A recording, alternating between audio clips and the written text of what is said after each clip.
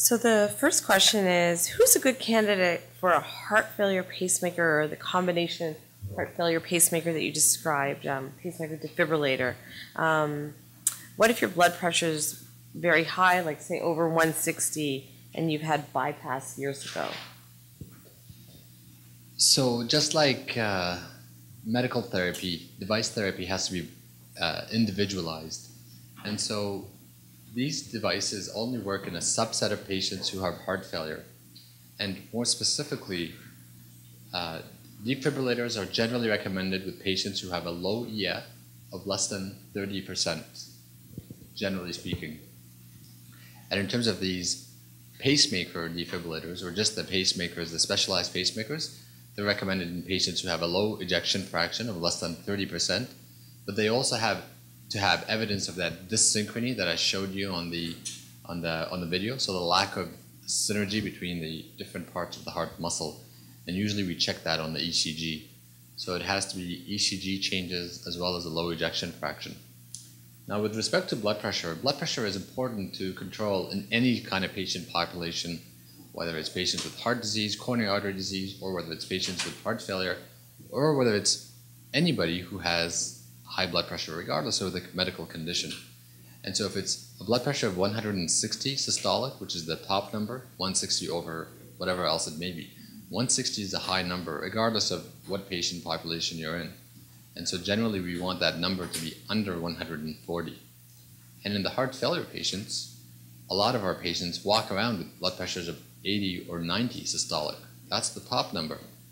And the way I sort of say it is if you can walk, talk, and pee, then you're doing okay. So it doesn't matter what the number is. It is just a number. Okay. So a question is, as well as diet, exercise, and minimum stress, are there benefits from antioxidants or other supplements such as coenzyme 10 or L-carnitine?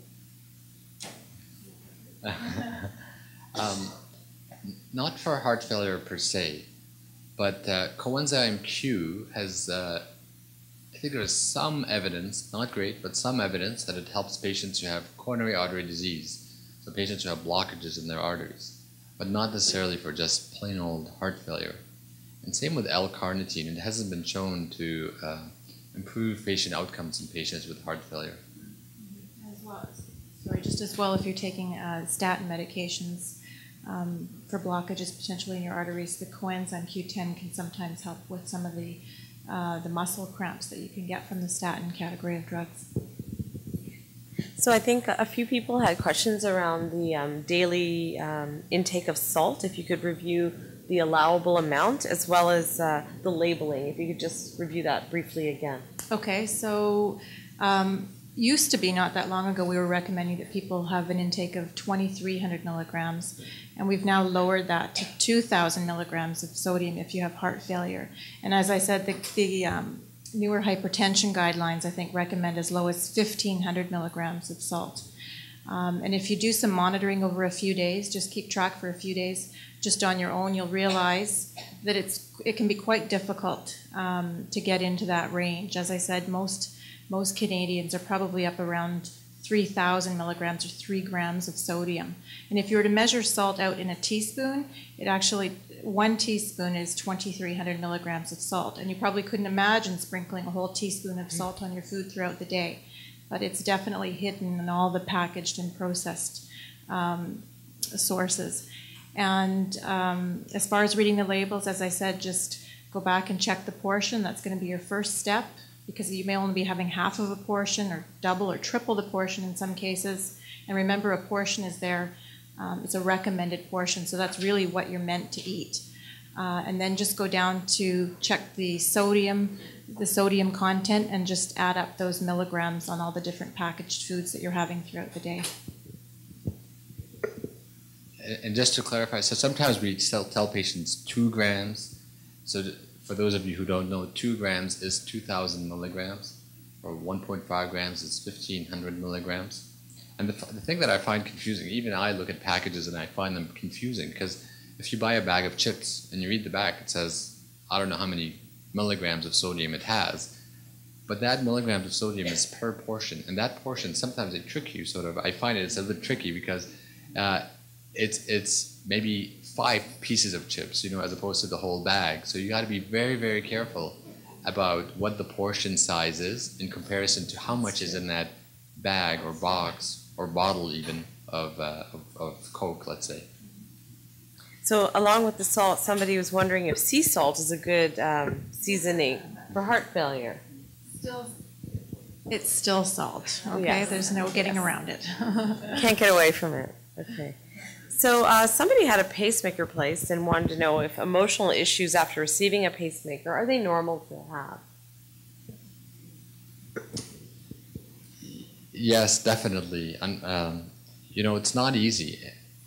Being diagnosed with heart failure is bad enough because you're usually symptomatic, you're not able to do your usual activities from day in and day out, you're on these pills, and then you get this pacemaker, which can be associated, you have to go to the hospital and you get a bit of a scar and you can't go through metal detectors. So any of these sort of therapies, regardless of how simple it may be, taking salt out of your diet is emotionally distressing enough, let alone having to undergo all these procedures. So unfortunately, it does happen, and there are resources out there for you. In fact, even here at St. Paul's, I got the question right, Anita? Mm-hmm. Yeah. So even at St. Paul's, we have a psychologist who works with heart failure patients, and I think in May she's going to have some sessions open to anybody who has heart failure or knows people who have heart failure that can help them sort of deal with some of the issues surrounding the diagnosis and management of it. Great.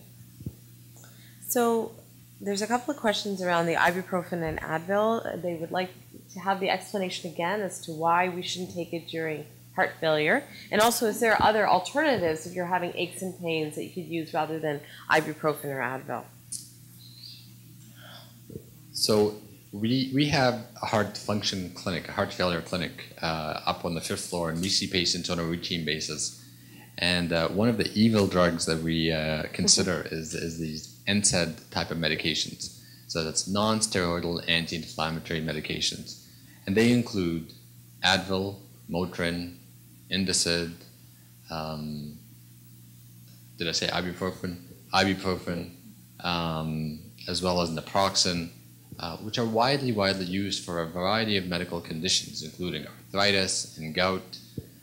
Those medications are extremely, can be extremely beneficial for relieving symptoms of gout and arthritis. The other class of medications I'll throw in there are the COX-2 inhibitors, like Celebrex or Vioxx. As you know, Vioxx is not even available anymore because of the side effect profile that it has. But the problem with these types of medications is they affect the body negatively in 3 different ways. It raises blood pressure, which is bad for heart failure. It impairs blood flow to the kidneys, so it can cause worsening kidney function in patients who already have mildly or moderately abnormal kidney function. And the third thing is it causes fluid retention. So one of the main symptoms of heart failure is congestion, which means buildup of fluid in the body, in the legs, in the belly, in the lungs, and that causes symptoms. So NSAID type of medications can cause exacerbation of heart failure by accumulation of more fluid in the body. So that's why we don't like using, that's why I say it's a dirty drug in heart failure. However, you always have to weigh the risks and benefits of therapies. So if you come in and you say, look, I have this bad rheumatoid arthritis, and the only thing that makes it better is NSAIDs, then we have to sort of work with it. Maybe we have to give more diuretics in order to overcome the side effect of the NSAIDs. But generally what we recommend for patients who require these medications for symptom relief, which is usually pain, is to use plain Tylenol. And what we recommend is using Tylenol around the clock, say 1 tablet or 2 tablets 4 times a day, in order to provide constant pain lowering through its use, so that you don't have to get acute pains and then go and pick out that bottle of ibuprofen or Advil and then use that medication. Okay. Someone had a question around what they read, that if you have a diagonal crease on your earlobe, that it's a risk factor for heart disease. And I wondered if you could comment about that, of whether that's accurate or not, and if you happen to have that, is there anything you can do about it? So it is actually true that patients who have this crease are more likely to have coronary artery disease, so that's blocked arteries. It must be associated with a gene that causes a rise in whatever it is that causes narrowing inside the blood vessels. Can you do anything about it? Well, not really. I mean, you're born with it. We're all born with our own genetic makeup. And some of us are more predisposed to having coronary artery disease than others. For instance, if your parents have heart attacks at a younger age, then you're more likely to have blocked arteries at a younger age. So what can you do? Well, the way I sort of usually think about it is you just got to do what's right to be done regardless of whether you're predisposed or not. So that is living a healthy lifestyle, avoiding high cholesterol foods, exercising, monitoring your weight, controlling your blood pressure. Okay. So this person is described as having a leaky valve due what they believe is a pacemaker lead resulted in a large heart, and it continues to dilate. And is there anything that could be done to cure this condition? I think he's already mentioned about cure as being a difficult thing, or at least manage this situation. I mean, it's an important point that that sort of comes up every now and then, is that some of the therapies we provide have their own side effects and complications. So if I understand right, this is a pacemaker that's causing a leaky valve. And if that's the case, then sometimes that pacemaker lead needs to come out, sometimes. But other times, we just have to live with sort of the complication of that pacemaker lead, because it's probably doing more good than harm, hopefully.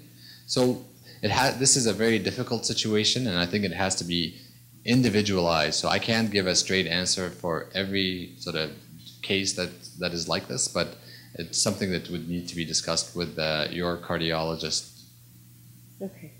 So this is another case scenario where this person was diagnosed with paroxysmal non-sustained ventricular tachycardia, and at the same time was diagnosed with trigeminal neuralgia, and wonders if there's a relationship between these two diseases, because this person finds it striking that they both happened at the same time. And what do you think about it? Lucky him, he said, or she. Well, so usually we like to associate different medical problems into sort of one syndrome, for instance. But I have to say, this one I haven't heard of before. So is it a sort of bad luck? I mean, it could be. Paroxysmal non-sustained VT, I mean, it's just that. It's non-sustained VT, which means it's not really life-threatening. And obviously, you would have to talk to your cardiologist or electrophysiologist to get more information. Now, I don't know if you yourself have heart failure or not, but non-sustained VT is a condition whereby you have these chaotic, irregular rhythms, but they're short-lived, hence the term non-sustained. It means that they're not very long periods. And they're very, very common in patients who have heart failure. And I have to say, if you put a ECG tracing on me and I go running outside, I wouldn't be surprised that throughout the day I would get episodes where I have these irregular beats that may come and go. And so some individuals are predisposed to having more of these non-sustained ventricular tachycardias or premature ventricular beats or PVCs than other people. But to answer the question, I am not aware of an association between trigeminal neuralgia and non-sustained VT. Is rice considered part of fluid intake? Sorry, Rice. Rice. No, rice wouldn't be considered part of fluid intake. No. Okay. And what about calcium pills? Will they increase? There's been some controversy recently in the news around calcium. And does it really increase your risk for heart attacks by 25%? Not that I'm aware of, actually, calcium per se. But one of the interesting things that I don't think we really know the answer to is low vitamin D a risk factor for heart failure? I think that's an important question. And there has been some sort of studies that have said, well, maybe if you don't have enough vitamin D intake, so just to sort of back up one, vitamin D is something that we produce in our body through sunlight. So sunlight can activate enzymes and cause vitamin D to be produced inside the body. So sometimes what we end up doing is we take vitamin supplements, vitamin D supplements, especially in North America and in the Northern Hemisphere in general, because we don't get a lot of sunlight here. And so we think that maybe low vitamin D levels can be associated with heart failure. And so I have to say, we don't know the answer to this question yet, but I think there will be trials underway that sort of say, we'll give patients who have heart failure vitamin D versus no vitamin D and see if the patients who get vitamin D end up doing better. So I think it's a question that we'll have to think about in the next 3 to 5 years. But the calcium story, I don't think so, no. Okay. And aspirin, does that help with an enlarged heart if you have heart failure? Not necessarily. I think it's one of those things that has to be individualized to the patient. Some patients would benefit from aspirin therapy, whereas others would not. Okay. Another question was, does chest tightness represent a heart attack or a stroke? The truth is it's neither usually, necessarily. But stroke is a condition where there is lack of blood flow to the brain. And that's not usually associated with chest pain, but it's associated with weakness, usually on one side of the body, or numbness and tingling, slurred speech, droopy sort of face or lips or mouth.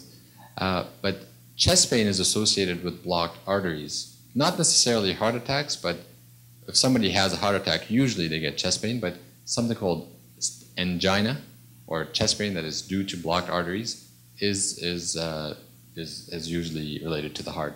So chest pain is more heart, weakness is more stroke.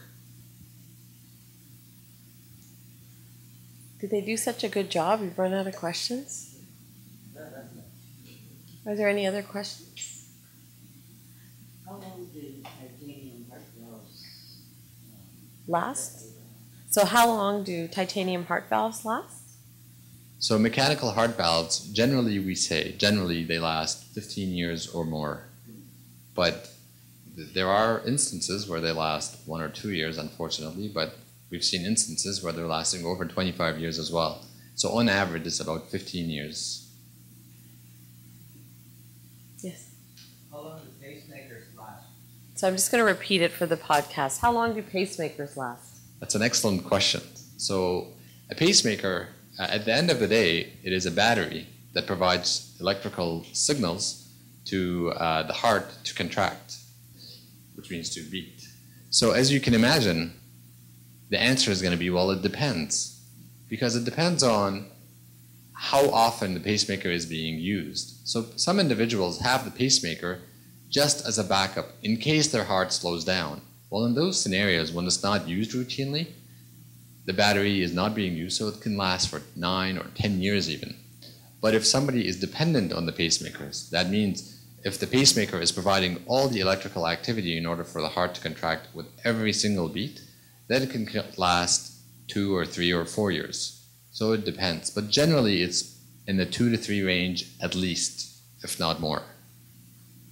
And people often get their pacemaker checked regularly. That's ideal. Is that correct? It's more than ideal. I think it's a necessity that if you have a pacemaker, then you should be followed in a pacemaker clinic or by a cardiologist or an internist, an internal medicine doctor who can know how to check these pacemaker devices, because usually we like to check them every 6 months, at the most every year, but usually it's every 6 months. So it's something that should be monitored. People will have a sense of how long the pacemaker would last. Yes?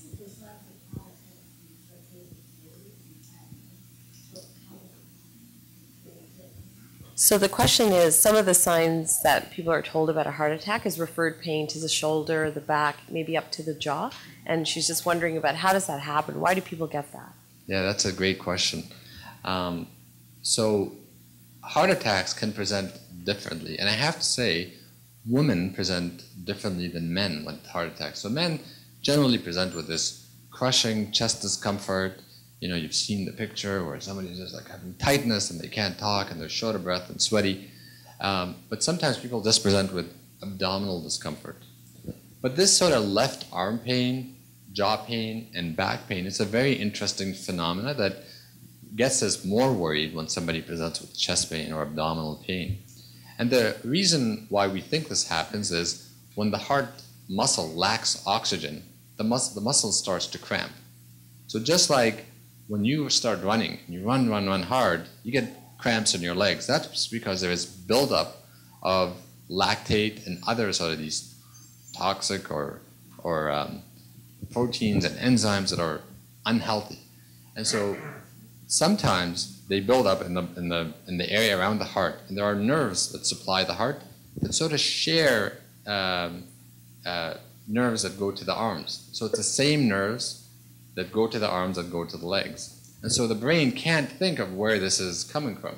So it thinks that it's coming from the arm because it's the same sort of nerve that comes with the heart as well. So then it starts thinking that there is arm pain, but it's really coming from the heart. It's very interesting because your brain, if you think about your hands, it's very precise about your fingers. Your touch, you know which finger. But it's not like that. The nerves aren't so precise in the middle of your body and your organs. It's spending all its time on your hands and feet.